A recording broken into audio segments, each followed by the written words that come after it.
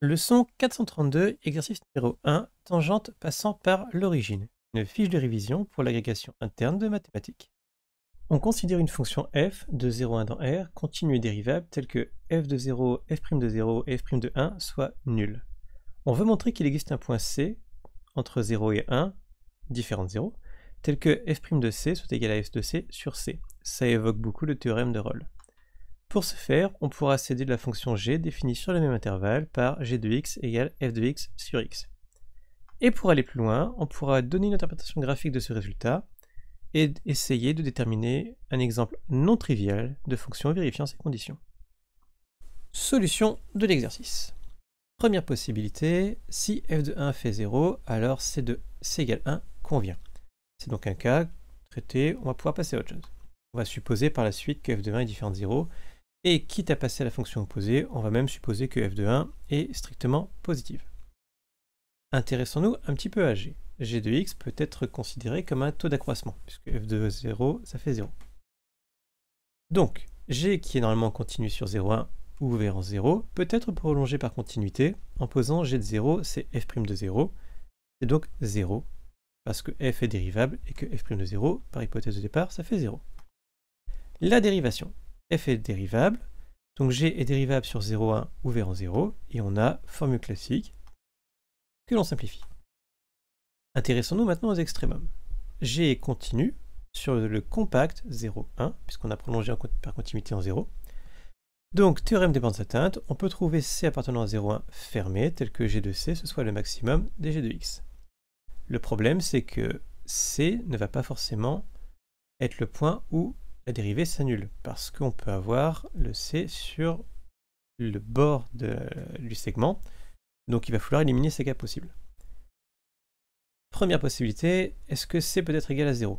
Si on fait les calculs, G de 1 ça fait f de 1, G de 0 ça fait 0, et comme G de 0 est censé être le maximum, ça veut dire que f de 1 est inférieur ou égal à 0, ce qui est impossible puisqu'on a supposé f de 1 strictement positif.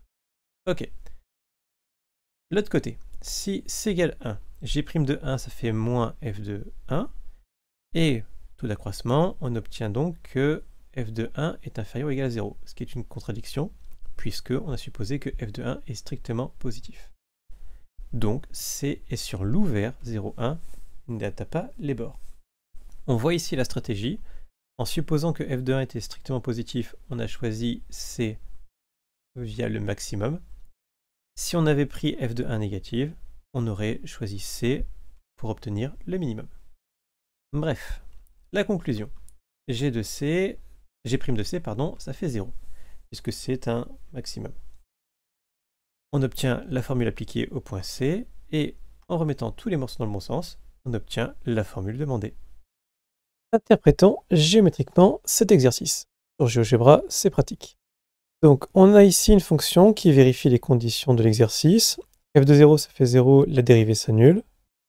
f de 1, ça fait pas 0, mais la dérivée s'annule. Et on a quelque part un point C, où f' de C, c'est-à-dire que je vais tracer la tangente à la courbe en ce point, ça va être exactement f de C sur C. Autrement dit, la droite qui passe par ce point et passe par l'origine. Vérifions cela. Si je descends un petit peu le point, tout ça, ça s'écarte. Mais si je monte un petit peu, les deux droites vont se superposer. Voilà. Alors, peut-être que ce phénomène se produit en plusieurs points. On n'a pas l'unicité. Mais au moins, on a l'existant. Il reste à trouver une fonction vérifiant ces conditions, fonction non triviale qui plus est. Alors, l'idée de base, c'est prendre une fonction polynôme. Le fait qu'on ait f de 0 qui fait f' de 0 qui fait 0, ça veut simplement dire que ce polynôme a une racine double, donc peut s'écrire sous la forme x carré fois h de x. Maintenant, pour le cas en 1, on aimerait bien pouvoir faire pareil. f' de 1 fait 0, on prend h de x égale x moins 1. Le problème, c'est que dans ce cas-là, f de 1 fait 0, et c'est un cas un peu trivial que l'on avait très vite vu, puisque dans ce cas-là, c égale 1 convient. Donc, j'aimerais bien trouver h de x, où h' de 1, ça fait 0, mais h de 1 ne fait pas 0. Un exemple, bon, j'en ai pas en tête. ce que je vais faire, c'est que je vais dériver ma fonction fx. Comme ça, on va voir ce qui se passe. Donc f' de x, ça fait 2x fois h de x plus x carré fois h' de x, ce qui ne semble pas m'avancer à grand chose. Je fais le calcul en x égale 1. Ok. Et je sais que f' de 1, ça fait 0. On a donc une relation liant une fonction et sa dérivée. Bah, ça, c'est classique, c'est des équations différentielles. Ça fait penser tout de suite à une fonction exponentielle. Du coup, je réécris un petit peu. h' de 1, ça fait moins 2 fois h1. Et je dégaine ma fonction exponentielle. h de x, c'est exponentielle de moins 2x.